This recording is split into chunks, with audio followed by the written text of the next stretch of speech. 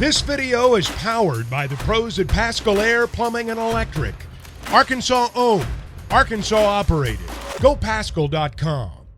And Bill King from Nashville Sports Radio joining us here. We'll get to Bill just a quick moment. I just saw this coming across. I think Hogbeat reported this first. Jalen St. John was arrested last night. There had been a warrant out for his arrest. This is an Arkansas offensive tackle. A warrant out for his arrest dating back to September of 2021 for theft of property, a Class D felony. Apparently, he took someone's cell phone without permission, used it to send himself $1,700 from her online bank account, and it took 14 months for the warrant to actually lead to an arrest. This coming from the Washington County Detention Intake Report. So there you go. We have ourselves a little distraction here the week of Arkansas versus Mizzou. Bill, you just... Phil, that the coaches already knew about it, right? Like, they're not caught off guard, right? Don't you think the coaches knew about that? I don't know. You think they're caught off guard? Yeah. Sam Pittman says, we're aware of the charges against Jalen St. John. He's been suspended indefinitely while we gather more information from the proper authorities. Once we have that information, we'll determine his status with our program moving forward. I don't think they knew that there was a warrant. Yeah, it doesn't sound like it. That's crazy. A little bit of an awkward thing getting into here, Bill, but how are you today? Hey, guys, what's up? Well, that's up. We got a suspended offensive lineman here at Arkansas. We had a couple of the suspended defensive backs a couple weeks ago, but I think this sounds a lot more serious than that was. Arkansas, Mizzou, Friday, Battle Line rivalry. Mizzou needs to get a win to be bowl eligible. Arkansas wants to win to get their first trophy, get a better bowl game, and Mizzou's improved as the season's gone along. This is a really good defensive team, and they've played in just about as many tight games as anybody could expect. So what do you think, Arkansas, Mizzou, Friday? First of all, Missouri, from a year ago, literally didn't play a lick of defense. They were awful. They were god-awful. They played every game like Tennessee just played South Carolina on defense last year. But this year, they're much improved. Going into that Tennessee game, they were ranked number 13 in defense. So they've really fixed that side of the ball. They're not back to where they need to be. That quarterback's kind of sneaky, can make some plays on you. Arkansas ought to win the game. And that's the feeling I think we have as well. And that was because of how well Arkansas moved the ball against Ole Miss. Now, maybe Missouri is a better defensive team, but the Hogs kind of, for those 3 quarters against Ole Miss, they kind of moved the ball on the ground almost whenever they wanted to, and KJ just was accurate, and that's what stood out. His arm looks like it's the healthiest it's been in maybe more than a month, and because of that, I'd be a little, I'd lean towards Arkansas as well. Yep. Yeah. What do you think about LSU, 5th in the college football playoff rankings, Bill? We could very well see a 2-loss team in the playoffs as long as LSU beats Georgia, and then that's the only way that the SEC gets a couple of teams in.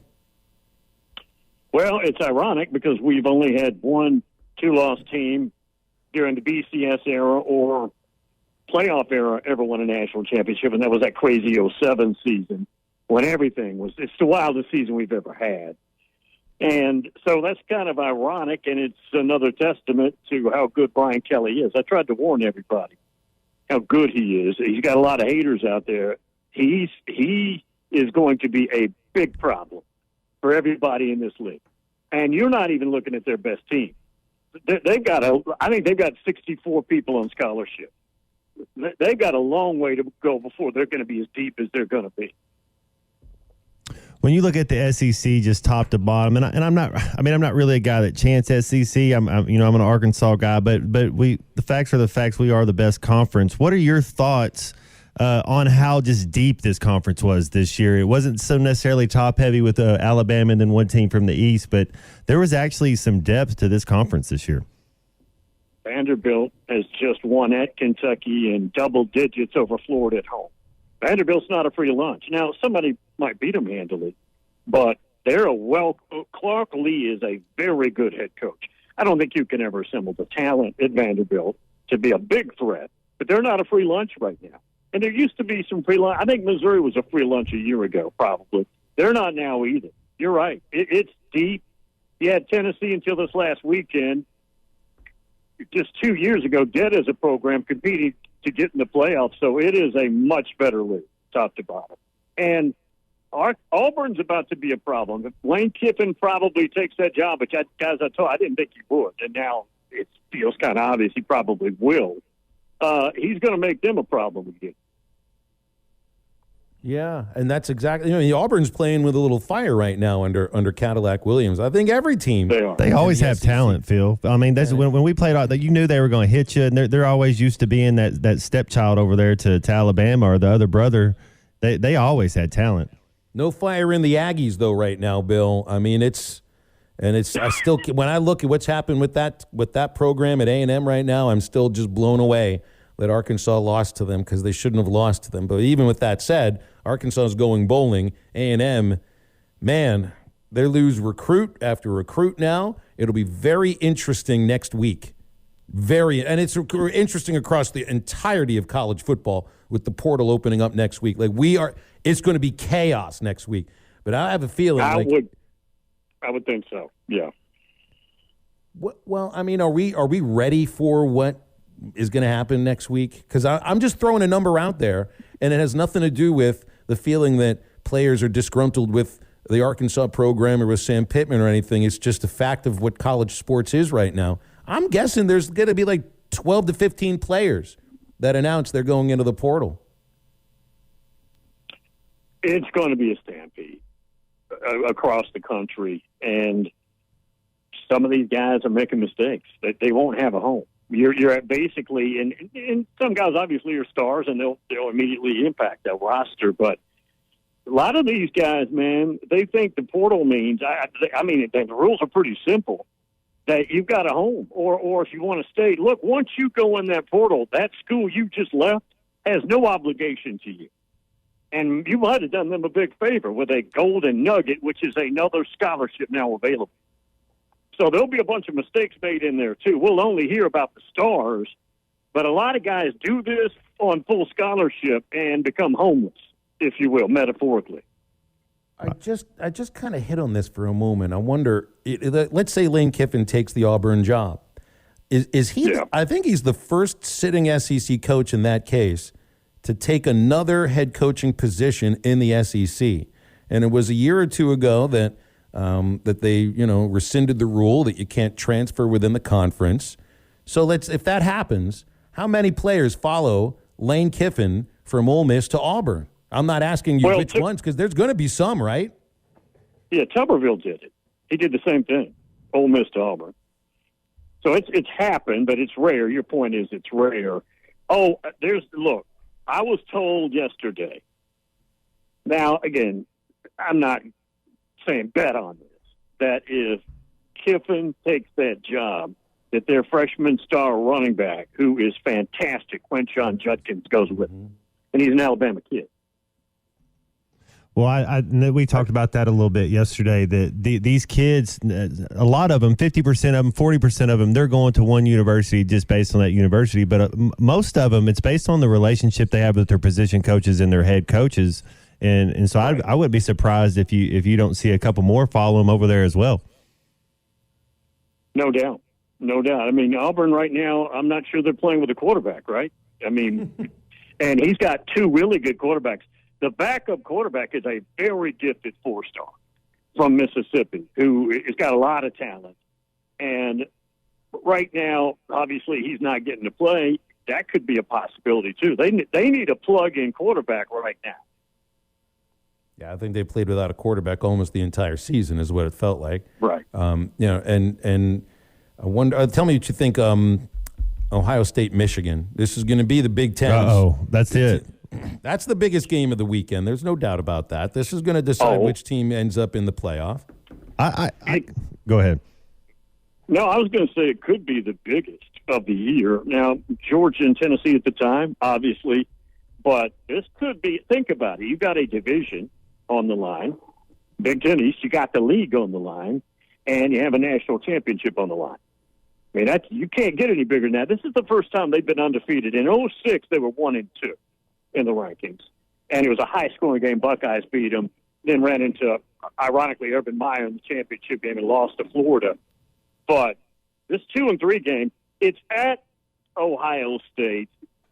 Coburn, their very good running back, hurt his knee in that Illinois game. Mm-hmm. And even though they're saying he's probably a go, that doesn't mean he's what he's supposed to be, right? I mean, just because you're a go doesn't mean you're right. And I just don't know. Michigan's a tough team. I just don't know that they bully them again this year like that, like they did. I think I was kind of surprised with their quarterback against Illinois. I thought he made some decent throws, and I know he has a good running game. And I'm with you. If number 2's not playing, I don't think they have a chance. But their quarterback looked more than competent. That he might be able to make some throws against Ohio State. Yeah, he is, Matt, a former 5-star recruit and very highly coveted. It's not there yet. But he's good. He's a better athlete than his predecessor. He's got a live arm. They're not real comfortable with him totally in the passing game. And he's just a true sophomore, and maybe that develops, probably will. I just don't know. And it's in the horseshoe now. From what I understand, the weather is not an issue. It's going to be about 50, maybe some rain later in the day. So I don't think we'll be able to play that. You know, if you're Michigan guys, you want that thing to be ugly. You want it to be spitting snow, nasty weather. And the game turns into nothing but blood and guts. That's what you want if you're Michigan. I don't think they get that. Didn't Ohio State win one of those games recently? Was it Northwestern? Where there was like 25-mile-an-hour winds and you could barely throw the ball. And it was Northwestern, yeah. Yeah, it was trailing going. Problem is Northwestern has the talent of, IMG. IMG probably in Bradenton has more talent than Northwestern, so I couldn't help them. Yeah, I think so too.